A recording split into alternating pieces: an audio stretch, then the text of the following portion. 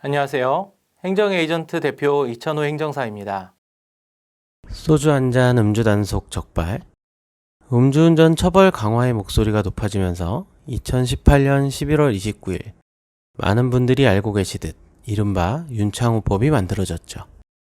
이와 함께 2019년 6월 25일을 기준으로 도로교통법 개정안이 시행되면서 음주운전 단속 기준과 처벌 기준이 매우 강화되었습니다. 술을 한 잔이라도 마셨다면 절대 운전석에 앉지 않는 것이 좋다는 것은 누구나 잘 알고 있지만 뜻하지 않게 불미스러운 상황이 생기곤 하죠. 오늘은 소주 한 잔 마셨을 때 해독 시간 계산 방법과 혈중 알코올 농도에 따른 음주 단속 적발 기준까지 알아볼 텐데요. 그럼 지금부터 소주 한 잔 음주 단속 적발, 소주 한 잔 해독 시간 계산 방법까지 전해드리도록 하겠습니다. 6월 25일부터 시행된 개정 도로교통법에 따라 가장 많이 이야기되는 것 중 하나가 소주 한 잔을 마시는 것만으로도 음주 단속에 적발될 수 있다는 것인데요. 어떤 기준에 의해 그렇게 되는 것인지 자세히 알아보도록 하겠습니다.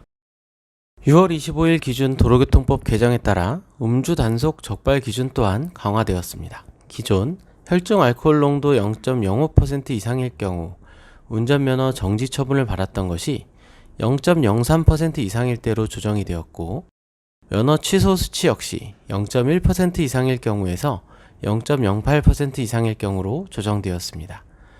따라서 기존의 0.05% 이하의 수치에서는 훈방 조치되던 것이 0.03%가 넘으면 적발되는 것으로 바뀐 것이기 때문에 소주 한 잔 음주 단속 이야기가 나오게 된 것이죠.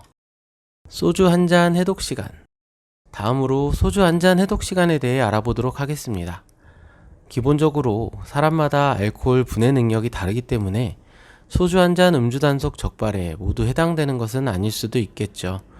다만 소주 한 잔 음주 단속 관련하여 혈중 알코올 농도와 해독 시간에 대해 먼저 알아볼 필요가 있겠습니다.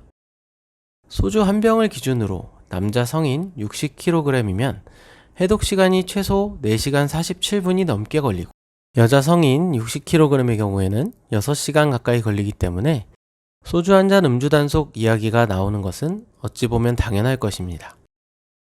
물론 사람마다 차이가 있기 때문에 모두 동일하게 적용되는 것은 아니겠지만 대략적인 소주 한 잔 해독 시간 산출을 위한 참고 자료로 보여드렸는데요. 이것을 좀 더 정확하게 계산하는 방법은 위드마크 음주 측정 공식을 이용해서 확인할 수 있겠습니다.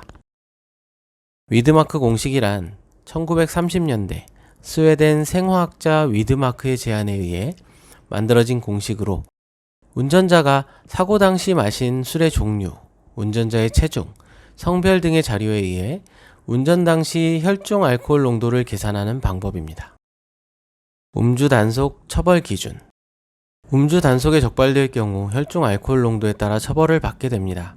중요한 것은 벌금이나 징역과 같은 형사처벌과 함께 면허 정지 혹은 취소와 같은 행정처분이 동시에 내려진다는 것인데요. 혈중 알코올 농도에 따른 벌금 및 징역이 부과되는 기준뿐만 아니라 면허 취소와 정지에 혈중 알코올 농도 기준이 강화된 것 자체가 문제가 되는 것입니다. 형사처벌과 행정처분의 측면에서 음주운전 기준이 모두 강화된 것을 알 수 있습니다. 오늘은 소주 한 잔 음주 단속 적발, 소주 한 잔 해독 시간 계산 방법을 전해드렸습니다. 소주 한 잔 정도는 괜찮을 것이라 생각하시면 안 될 것 같은데요.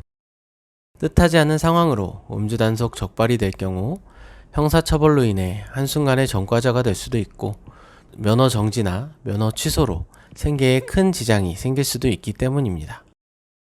혹시라도 피치 못할 상황에 의해 음주운전 적발이 될 경우 반드시 적절한 대응을 하셔야 할 것 같습니다. 행정에이전트는 다양한 경험과 전문적인 지식을 바탕으로 언제나 여러분의 편에서 함께하고 있습니다. 네이버에서 행정에이전트 또는 이천호 행정사를 검색하시면 다양한 사례를 만나보실 수 있습니다. 결정적인 순간 최고의 선택, 행정에이전트가 함께하겠습니다.